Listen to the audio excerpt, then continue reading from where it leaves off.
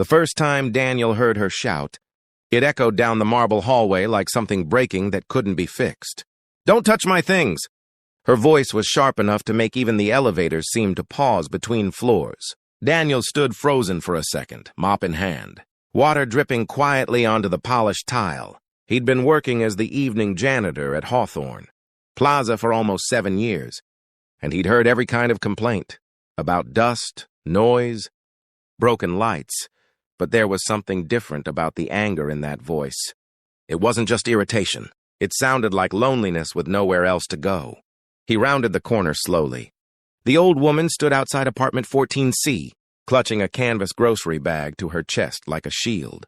Her gray hair was pinned up in a tight bun, though several strands had escaped and framed her face. She wore a thick brown coat despite the warm hallway, and her eyes flashed with suspicion.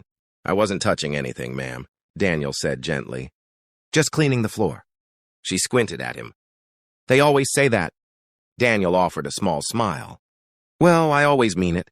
She didn't smile back, but her grip on the bag loosened slightly. That was how he met Mrs. Margaret Adler. Over the next few weeks, Daniel learned her routine without meaning to. She left her apartment every afternoon at exactly 4, shuffled slowly to the mailboxes, then returned with whatever letters had come, usually junk mail, sometimes nothing. She muttered under her breath when the elevator took too long.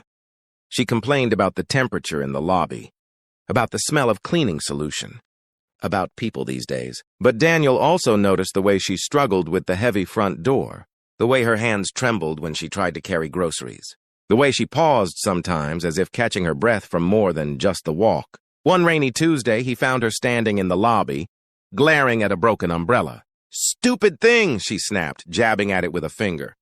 Daniel set his card aside. "Want a hand?" "I don't need help," she said immediately. He waited.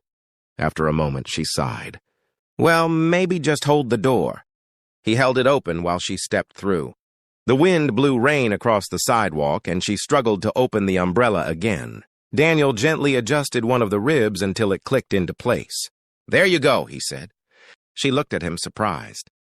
"Huh, thank you." From then on, she stopped shouting when she saw him. Helping Mrs. Adler became part of Daniel's day in ways he never planned. He carried her groceries upstairs when she allowed it, which was about half the time. He fixed a loose wheel on her shopping cart.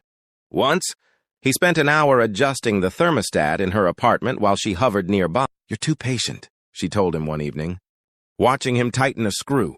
"Most people would have told me to call someone." "I am someone," Daniel said with a shrug. She studied him for a long moment. "Why do you do this job?" He wiped his hands on a cloth. "Because it's honest work. And because I like knowing I can make things a little easier for people," she sniffed. "Not many like you anymore." Daniel didn't answer, but her words stayed with him.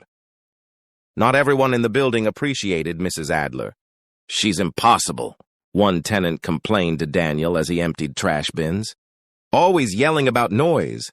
Another said, "I think she just likes being difficult." Daniel would nod politely, but he never joined in. Because he'd seen things others hadn't. He'd seen the faded photographs on her living room wall, black and white. Images of a young couple laughing on a beach, a little girl with pigtails holding a stuffed rabbit, a family gathered around a holiday table. He'd seen the single armchair by the window where she spent most of her time, sunlight falling across the empty space beside it. And once, when she thought he wasn't looking, he'd seen tears in her eyes as she stared at an old photo.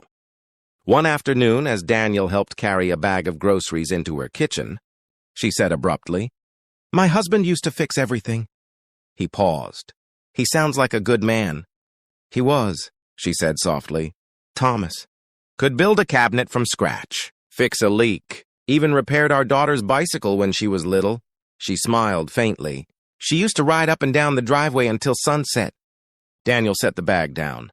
"Where is she now?" Mrs. Adler's expression closed like a door. "Busy." He didn't press. Winter came, bringing early darkness and biting winds. Daniel started checking on her more often, knocking lightly on her door during his rounds. "Just making sure you're okay," he'd say. "Still breathing," she'd reply dryly. But she began leaving a small plate of cookies on the counter for him. whenever he stopped by.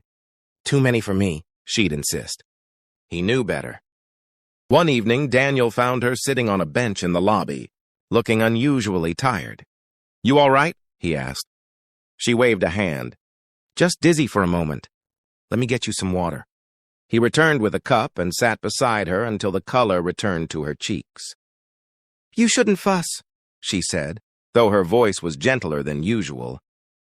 "Someone has to," he replied. She looked at him thoughtfully. "You remind me of Thomas." Daniel felt a warmth spread through his chest. "That's an honor." A few days later, Daniel arrived to find a black sedan parked outside the building. Inside the lobby stood a woman in a tailored navy coat, speaking with the building manager in a low, serious tone. She looked to be in her late 40s, confident and composed, with the same sharp eyes Daniel recognized from Mrs. Adler. As Daniel pushed his cleaning cart past, he overheard the manager say, "We've done our best, Ms. Adler." Daniel paused. "Ms. Adler?" The woman turned, noticing him. "Excuse me, do you work here?" "Yes, ma'am. I'm looking for Margaret Adler, apartment 14C. "She's upstairs," Daniel said. "I can take you."